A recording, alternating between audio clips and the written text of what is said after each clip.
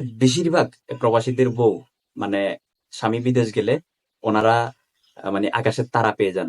মানে ওনারা সমাজে নিজেদেরকে প্রতিষ্ঠিত চোখে দেখানোর জন্য পায়তারা করেন, এবং শুধু সেটা না, দেখানোর জন্য পায়তারা না, ওনারা সেটা প্রমাণ করার জন্য দুহাত খরচ করে, দুহাত মেলে খরচ করেন।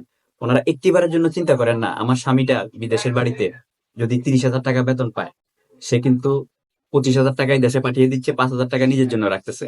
কিন্তু আমরাও আসলে যারা প্রবাসে আছি তারাও পরিবারকে বুঝাইতে পারি না। পরিবার মনে করে যে আমার স্বামী বা আমাকে যে 25,000 টাকা পাঠিয়েছে, নিশ্চয়ই সে 1 লাখ টাকা বেতন পাইছে।